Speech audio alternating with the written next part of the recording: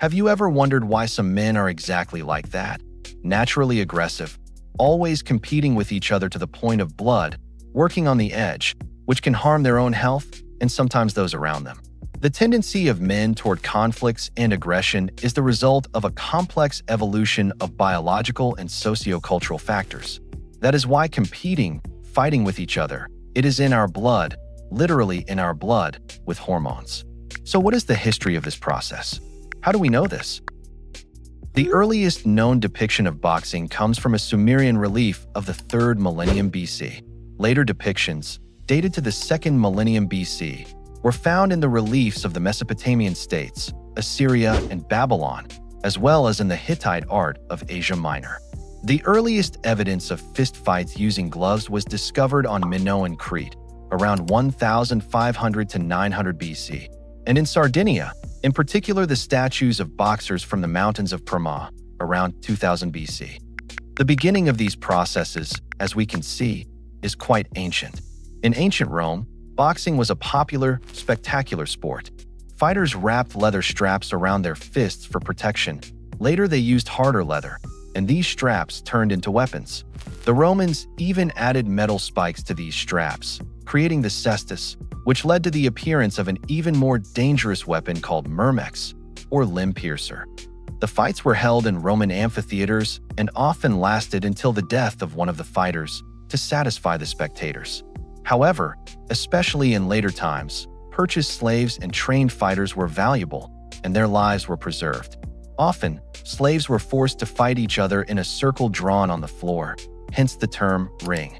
In 393 BC, during the Roman gladiatorial period, boxing was banned due to excessive cruelty. Only at the end of the 17th century did boxing reappear in London. After the fall of the Western Roman Empire, records of classical boxing disappeared, since carrying weapons became common and interest in fistfights simply decreased. However, detailed records of various fistfights were preserved in different cities and provinces of Italy between the 10th and 17th centuries. Also, in ancient Rus there existed a sport called fistfight. With the reduction of carrying swords, interest in fistfighting reappeared. The sport was revived in England at the beginning of the 10th century in the form of bare-knuckle fights, sometimes called prize fights. The first documented bare-knuckle fight in England took place in 1681 and was described in the London Protestant Mercury. The first English champion in bare-knuckle fighting was James Figg in 1719. It was at this time that the term boxing first appeared. It is worth noting that this early form of modern boxing was very different. Matches, for example, included not only fistfights but also fencing and fighting with sticks. On January 6, 1681, the first documented boxing match in Britain took place, organized by Christopher Monk between his butler and a butcher. The latter one. Early fights had no written rules. There were no weight categories, no limits on the number of rounds, nor referees, which led to chaos. The first rules of boxing, known as Broughton's Rules, were introduced by champion Jack Broughton in 1743 to protect fighters in the marketplace, where sometimes even fatal incidents occurred. According to these rules, if a fighter fell and could not continue the fight within 30 seconds, the match ended. It was forbidden to hit a downed opponent or to grab below the belt. Broughton also invented and encouraged the use of soft gloves, a kind of soft mitts that were used for training and exhibition matches. These rules gave fighters an advantage that modern boxers do not have. They allowed a fighter to go down on one knee to start a 30-second countdown at any moment. Thus, the fighter, realizing that he was in danger, had the opportunity to recover. However, this was considered unmanly and was often prohibited by additional rules agreed upon by the boxer's seconds. In modern boxing, deliberate falling leads to a loss of points in the judging system. Since boxers did not use heavy leather gloves and wraps to protect their hands, they also applied a different technique of strikes in order to preserve their hands. After all, the head was the main target for full-fledged strikes. Without modern hand protection, direct strikes to the head could lead to serious injuries of the bones and fingers.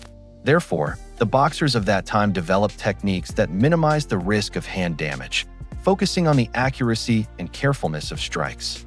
This included the use of more cautious angles of attack and avoiding excessive force when delivering strikes to the hard parts of the skull. Such an approach allowed them to continue fighting without significant hand injuries, which was critically important in matches without proper protection. Today, however, boxing is a multi-billion-dollar industry, marketing on a top level, all promos and videos made very high quality. Life itself. Facing each other under the watchful eye of history. Welcome back.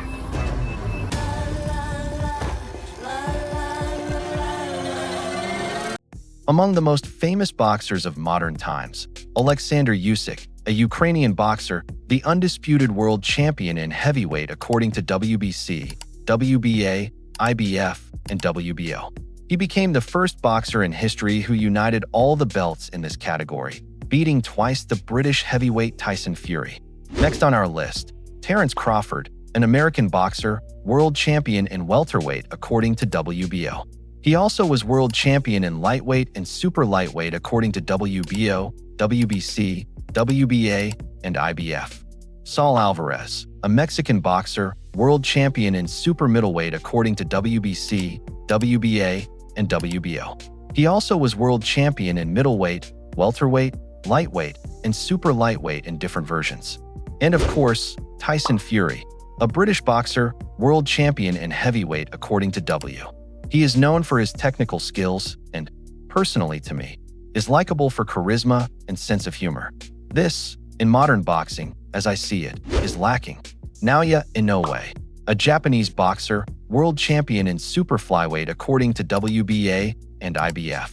He also was world champion in flyweight and bantamweight according to WBC and WBO.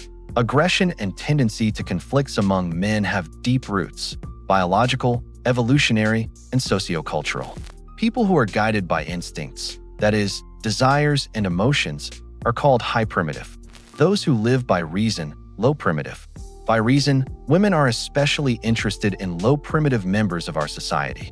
Psychologists designate such a man with the letter beta. These are the men who think more with their heads than trust emotions. This is either a shaman or a skilled hunter who gives preference in the struggle for the place of leader rather than the excitement of the hunt. But with their soul, women like high primitive ones, that is, brutal, dirty. Such, modern lumberjacks. Even if a woman understands that this is dangerous. Although modern lumberjacks spend more time looking like lumberjacks than chopping wood, but that is another story.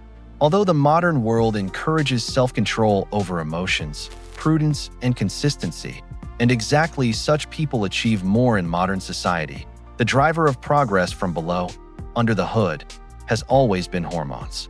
And even if you are calm outwardly, prudent, plus your hormonal background is fine, you will achieve more, much more, than just a prudent man. The male sex hormone is closely connected with aggression.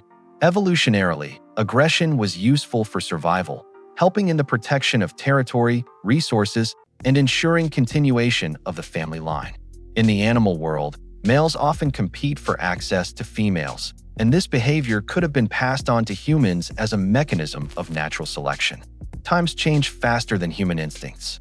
Society often imposes on men certain stereotypical roles, expecting from them rationality, bravery, competitiveness, and even aggressiveness.